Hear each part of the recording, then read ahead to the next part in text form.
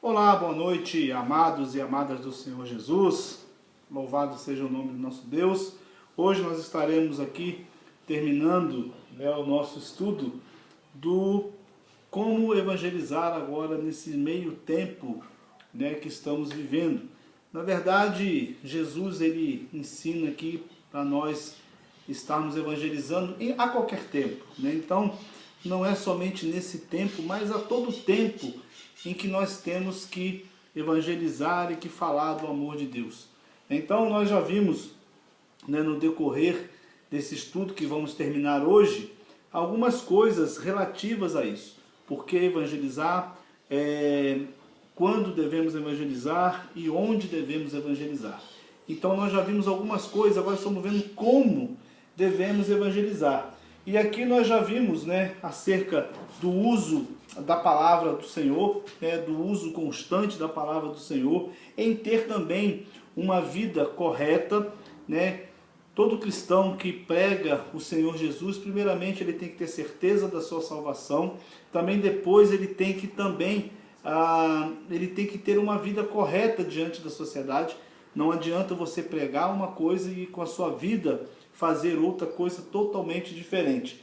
Então nós vamos também ter uma vida correta e começamos a ver aqui como ganhar alma com o supremo ganhador de almas. Então nós pegamos o texto de João, Evangelho de João, capítulo 4, que você deve deixar aberto aí, que nós já vimos aqui alguns versículos, por exemplo, o versículo 4, 6 a 8, o ter amor, o espírito de sacrifício que o Senhor Jesus nos ensina, para evangelizar. Nós temos que ter amor, espírito de sacrifício pelas almas, porque senão nós não faremos isso.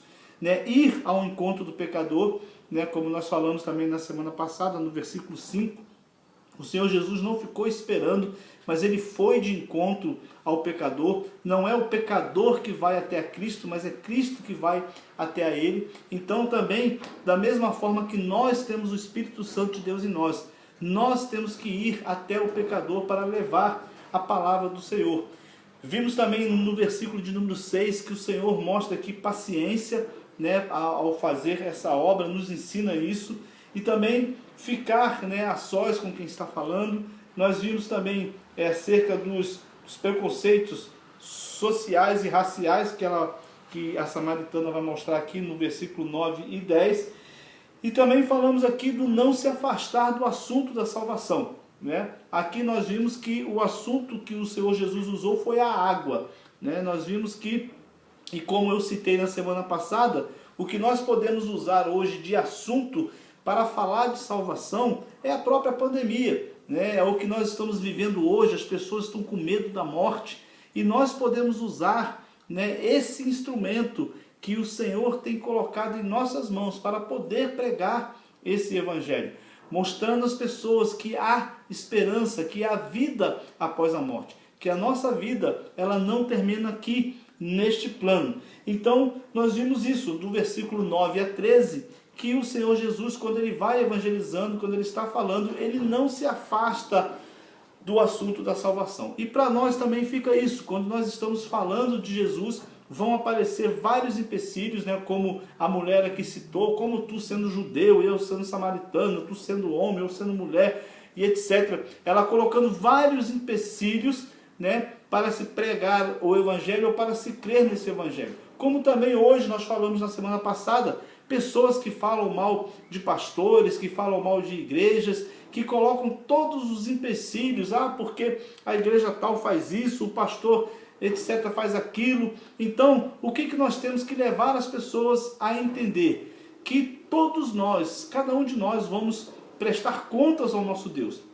E isso não compete a nós julgar, e sim pregar esse evangelho. Agora, a outra coisa que o Senhor Jesus nos ensina aqui é que às vezes nós vemos pessoas que atacam muito pastores, atacam igrejas, atacam várias coisas. Mas o que o Senhor Jesus nos ensina aqui nesse texto? Aqui no versículo de número 16 de João 4, o Senhor Jesus ele vai fazer o ouvinte ver que ele é um pecador. Olha o que diz aqui o versículo de número 16 de João 4.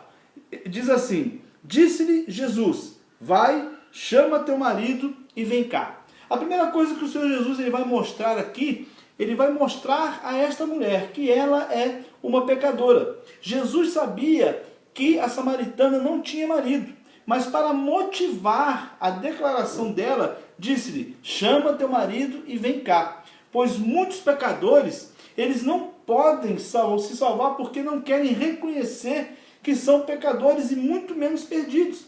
É por isso que muitos pecadores não conseguem ir a Cristo, muitos pecadores não conseguem olhar para dentro de si mesmo. Olha para o defeito do irmão, olha para a dificuldade do irmão, mas não consegue olhar para si mesmo, para os seus próprios pecados. E o Senhor Jesus aqui, quando ela começa a questionar, falar acerca dos judeus, dos samaritanos, falar acerca de várias coisas, Jesus, a primeira coisa que ele mostra aqui, é mostrar a ela que ela é uma pecadora.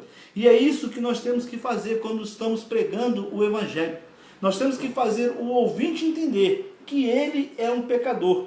No versículo 18, não é atacar defeitos, mas olha só, e nem condenar, mas é simplesmente expressar isso ao pecador. Olha o que diz o versículo de número 18 desse texto. Porque 5 maridos já tiveste, e esse que agora tens não é teu marido. Isso disseste com verdade. Ou seja, Jesus primeiramente ele faz aquela mulher entender que ela é uma pecadora. Jesus mostra para ela que ele a conhece, que ele a sonda e sabe que ela é uma mulher pecadora. Porém, Jesus não ataca ela e de nenhuma forma, ele não ataca os defeitos, ele não condena ela, né? Isso não quer dizer, queridos, que nós temos que bajular pecadores, que nós temos que dizer, não, isso não, está tudo certo, né? Porque uma coisa é você condenar, é você atacar. Outra coisa é você mostrar àquela pessoa que aquilo não é correto. Um grande exemplo disso que nós temos visto aí na mídia, né, acerca daquela propaganda da Natura, né, muitas pessoas têm, porque isso está certo. Não, queridos, nós temos que colocar e temos que nos posicionar. Não é que nós somos contra a Tami, não é que nós odiamos os homossexuais, mas a palavra de Deus diz que existe homem e mulher. Não existe outro a não ser homem e mulher. A palavra de Deus diz que é abominável aos olhos do Senhor. Então isso não é atacar, isso não é condenar. Isso é o quê? Isso é simplesmente não concordar com a vida ímpia e pecaminosa da pessoa. É dizer, olha, eu te amo, mas eu não concordo com isso que você está vivendo. É o que Jesus está dizendo para essa mulher. Olha, eu te amo, mas você é uma pecadora. Você está vivendo uma vida em adultério, porque o marido que você tem não é seu, ele é de outra pessoa. Então, queridos, é isso. Não é condenar, não é julgar, mas sim é dizer, olha, eu não concordo com essa prática. Então, ou seja, é nos posicionar. Quem crê em Deus e quem crê na Bíblia tem que usar desse artifício para poder se expressar, não como julgador, mas sim como aquele que conhece e defende a palavra do Senhor. Então, do versículo 20 ao 24, a gente vai ver que a mulher tenta aqui uma discussão. Ela vai dizer assim, olha, os nossos pais adoraram nesse monte. Vós, entretanto, dizeis que é em Jerusalém, é o lugar onde se deve adorar. E disse Jesus, mulher, podes crer-me que agora, que a hora vem, quando nem neste monte, nem em Jerusalém adorareis o Pai. Vós adorareis o que não conheceis, nós adoramos o que conhecemos, porque a salvação vem dos judeus. Mas vem a hora, e já chegou, em que os verdadeiros adoradores adorarão o Pai em espírito e em verdade, porque são esses o que o Pai procura para os seus adoradores. Deus é espírito e importa que os seus adoradores o adorem em espírito e em verdade. Então, olha só, o Senhor Jesus aqui, ele evita discussões, né? A mulher começa a puxar uma discussão acerca dos samaritanos, criam de uma forma, os judeus criam de uma outra. Então, ou seja, o que o Senhor Jesus está dizendo para nós aqui? É não permitir que a conversa ela se degenere a uma mera discussão. No versículo 20, a mulher aponta o fato de que os próprios judeus desacreditavam na religião dos samaritanos. E é costume também o pecador, né, ele apontar falhas na igreja e na vida de certas pessoas ou de outros crentes. Então aqui isso mostra que tais ouvintes, em lugar, né, em vez de olhar para Cristo, elas olham para pessoas, elas olham para as circunstâncias. Então, ou seja, mostrar que somente Cristo é perfeito. Os crentes errados darão conta de si mesmo. É o que diz lá em Romanos, capítulo 14, versículo 12. Então isso nós temos que usar. E diz, né, uma autoridade em relações humanas o seguinte: você nunca vencerá uma discussão. Se perder, perdeu mesmo. E se ganhar, perdeu também. Porque um homem convencido contra a vontade conserva sempre a opinião anterior. Ou seja, quem perde numa discussão fica ferido do seu amor próprio. Então, ou seja, quando entrar em discussão acerca, né, de religião, do catolicismo, não, nós não temos que discutir. Nós não discutimos religião, nós vamos evitar as discussões de religião, porém, nós vamos apontar o caminho, que é Cristo. E o caminho é dentro da palavra. É levar as pessoas a crerem que é a palavra do Senhor e nada mais. Né? No versículo de número 27, a gente vai ver que os discípulos aqui, eles ficam impressionados com o Senhor Jesus falando com uma mulher. Olha o que diz o texto. Nesse ponto, chegaram os seus discípulos e se admiraram de que estivesse falando com uma mulher. Todavia, nenhum lhe disse: que perguntas? Ou, por que falas com ela? Então, é o seguinte, queridos, muitas vezes, né, dentro desse trabalho, né, de evangelização, é por isso que nas igrejas existem as sociedades. A sociedade, né, a SAF, ao PH, ao MAP, ao MP, ao UCP, a UPA. Por quê? É porque nós temos que usar desses artifícios. Porque ali, para aqueles homens, era estranho, um homem falando com uma mulher. E muitas vezes o sexo ele vai influenciar. Né? Às vezes numa conversa, algum vai levar a mal, o outro não vai entender. Por isso que nós temos as sociedades. Mulheres falam para mulheres, adolescentes para adolescentes, homens falam para homens, as crianças falam para as crianças e a mocidade fala para os jovens. Então é assim que funciona. Então é uma das formas que o Senhor também nos dá, apesar de aqui Ele está fazendo a obra, Ele, o próprio Deus, mas também muitas vezes Ele mostra isso que para nós às vezes isso torna uma dificuldade. Então, queridos, nós temos que usar das nossas sociedades de forma correta, né? A SAF, ela foi chamada pelo único intuito de levar mulheres a Cristo, ao PH de levar homens a Cristo, a UMP de levarem jovens a Cristo, a UPA de levarem adolescentes a Cristo, a UCP de levarem crianças a Cristo. E isso é que nós temos que entender. A divisão entre sociedades não foi para que se criasse grupos dentro da igreja. A igreja ela é uma só, mas é que para você evangelizar, para você fazer trabalhos sociais, para você fazer qualquer tipo de trabalho, é melhor que você faça com pessoas do próprio grupo.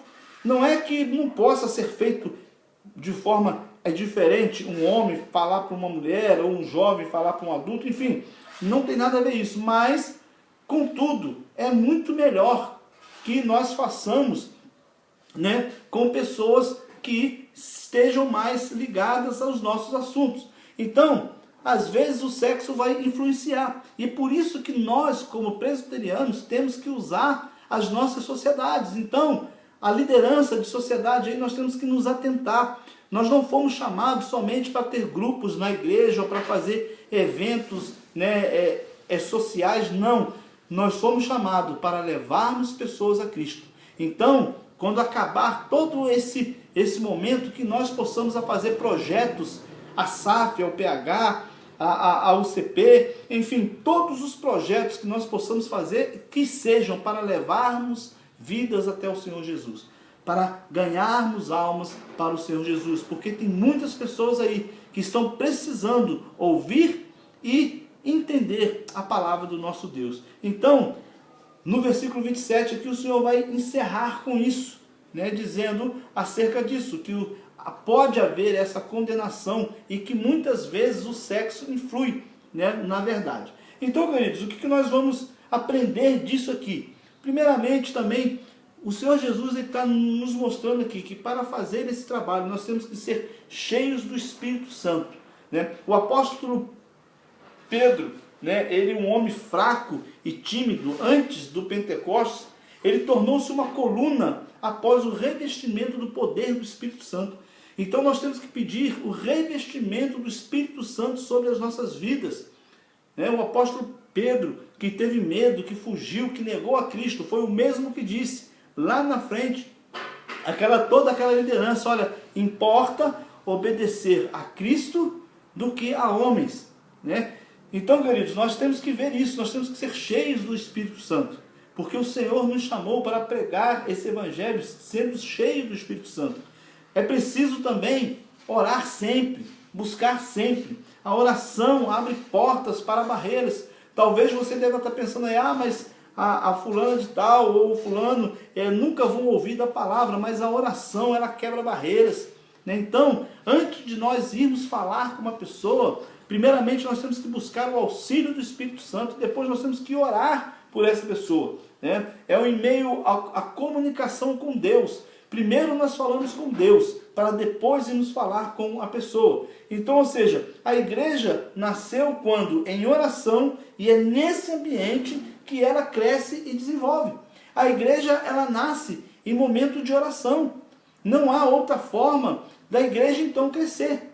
Se a igreja nasceu em oração, ela só vai crescer através da oração. Então Pedro, ele estava orando quando Deus usou para a salvação de Cornélio e dos seus parentes, né? Então ele estava ali orando a Deus, e Deus apresentou ali a Cornélio para que ele falasse a ele e seus familiares. Então é mais fácil falar ao pecador sobre Deus depois que falarmos com Deus sobre o pecador. Então, primeira coisa que nós temos que fazer, o que você vai fazer primeiro, antes de falar do Senhor para uma pessoa? Primeiramente, você vai buscar a ajuda do Espírito Santo, e depois você vai orar por essa pessoa, para que todas as barreiras venham ser quebradas pelo Espírito Santo. E aí sim, que você possa estar ali falando desse evangelho. E também uma coisa que muitos condenam, acham que não é legal, né? E aqui agora nós vamos trazer para os nossos dias de hoje, né? É uma ferramenta que nós temos nos nossos dias de hoje,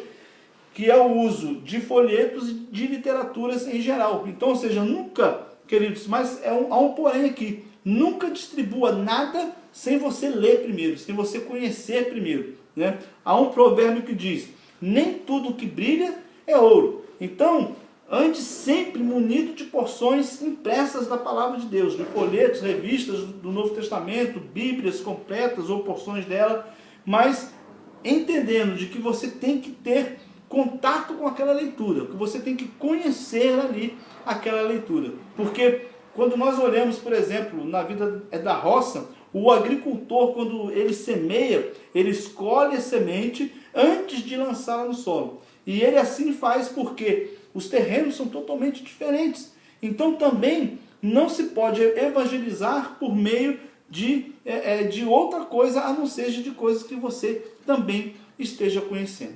Então, queridos, é isso, né? Que o Senhor Jesus possa nos dar essa força para podermos evangelizar, para podermos levar pessoas a Cristo. Que as nossas sociedades, após passar esse momento de pandemia, esse momento de isolamento social, que as sociedades, quando se reunirem agora, que nós possamos nos reunir, não somente para confraternizações ou para trabalhos sociais, mas também que nós possamos nos reunir para levar pessoas a Cristo. Ou seja, um membro de cada sociedade levando um convidado, pregando a palavra, orando por ele durante um ano, para que Deus possa estar abençoando essas vidas. Porque muitas vezes o trabalho cristão, muitas vezes ele leva dias, ele pode levar dias, meses, horas, mas ele pode levar anos também. Então por isso que nós temos que estar sempre em oração e vigilância. Agora, o resultado de evangelizar. Aqui, queridos, nós vamos deixar aqui dois resultados que eu queria deixar para vocês. Mas, pastor, o que nós vamos ganhar com isso? O que nós vamos ganhar evangelizando? Primeiramente que, como nós vimos aqui, por que devemos evangelizar? Porque é uma ordem. Você não tem que fazer, não é um pedido, é uma ordenança, você tem que fazer, né? Quando devemos, a hora é agora. Esse momento de pandemia, esse momento de dificuldade que estamos vivendo, é agora que temos que pregar. Onde devemos evangelizar? Queridos, nas redes sociais, nos ônibus, nos hospitais, nos bancos, na fila de banco, aonde você estiver, que você estiver com uma pessoa, como por exemplo Jesus, quando ele vai a caminho de Emaús, que ele vê aqueles dois discípulos, ele puxa um assunto para que possa realmente levar aquelas pessoas até a ele. Então, queridos, nós temos que usar todos os momentos. Então, onde devemos evangelizar? Em todos os lugares, aonde nós estivermos, temos que falar de Cristo. Por exemplo, eu não posso tirar férias e me dar o luxo de não falar de Cristo, de não falar de Jesus, aonde nós estivermos visitando, seja na praia, seja com um atendente, aquela pessoa que vai lhe servir um lanche, que vai lhe servir uma comida, você tem que falar de Jesus para essa pessoa. Nós temos que falar de Jesus. E como devemos evangelizar? É seguindo os passos que Jesus nos ensina aqui nesse texto, né? Espírito de oração, amando as pessoas e todos esses passos que nós tomamos aqui. E os resultados são o crescimento da obra do Senhor. Por que a igreja hoje não cresce? A igreja não cresce pelo único motivo: ela não evangeliza. Somente por isso. Aqueles que estão para ser salvos estão aí fora. Os eleitos estão aí, espalhados por senador Canedo. Nós não sabemos quem são eles, mas eles estão por aí. Mas só que nós não pregamos o evangelho para essas pessoas. Então, o resultado disso é o crescimento da obra do Senhor. Se a igreja não cresce, é porque o plano de evangelização da igreja está furado. Não está funcionando. Então, queridos, nós temos que fazer a nossa parte. Não é esperar pelo pastor, não é esperar pela liderança, pelo conselho, Não, nós temos que fazer a nossa parte. Se cada um de nós fizermos a nossa parte, levarmos uma pessoa a Cristo durante um ano, nós vamos fazer com que o crescimento da obra do Senhor seja notório. E também o resultado de evangelizar é que nos dá mais amor pelas almas. Então, isso tem acontecido com os servos de Deus há muito tempo. Por exemplo, aqui Paulo, o grande ganhador de almas, após 25 anos de labor constante, a sua paixão pelos perdidos era tal que ele exclamou certa vez: tenho grande tristeza e continua a dor no meu coração, porque eu mesmo poderia desejar ser separado de Cristo, por amor de meus irmãos. Tal amor e paixão pelos perdidos não encontra palavras para se descrever. O apóstolo Paulo aqui, ele dizia o seguinte: olha, eu preferiria ser perdido, mais de que o amor de Cristo alcançasse a mais irmãos. Então, queridos, maior paixão pelas almas. Quando nós evangelizamos, quando nós falamos do amor de Cristo, o que acontece é que essa paixão, ela começa a estar no nosso coração dia e noite. E aonde você vai, você não consegue ficar calado. Como o próprio Jesus diz, eu vou repetir isso: a boca fala aquilo que está cheio o coração. Quando nós estamos cheios do Espírito Santo, quando nós estamos cheios de Cristo, nós não conseguimos falar de outro assunto, de outra coisa que não seja do próprio Jesus. Amém, queridos? Vamos orar? Senhor Deus e Pai, nós te louvamos, ó Deus, adoramos o teu santo nome, Senhor, na beleza da tua santidade. Queremos te agradecer, ó Deus, por essa oportunidade de mais uma vez estarmos pregando a tua palavra. E, ó Deus, e que o Senhor possa fazer, ó Deus, da nossa igreja, a primeira igreja presbiteriana de Senador Canedo e a congregação Vida, que nós possamos ser, ó Deus, ganhadores de almas para o Senhor aqui neste lugar. Que nós possamos, ó Deus, fazer de Senador Canedo um mar, ó Deus, aonde muitos peixes serão colhidos para a glória do teu nome. Assim, ó Deus, nós oramos ao Senhor, pedindo, ó Deus, ao teu Espírito Santo, fale ao nosso coração. Que possamos, ó Deus, fazer a tua vontade e não a nossa. E que o Senhor, ó Deus, nos dê a oportunidade de falarmos de vidas e levarmos vidas até o Senhor. Por isso, ó Deus, oramos ao Senhor, grato por tudo que o Senhor tem feito, pelo muito que o Senhor há de fazer, em nome de Jesus. Amém. E graças a Deus. Amém, meus queridos?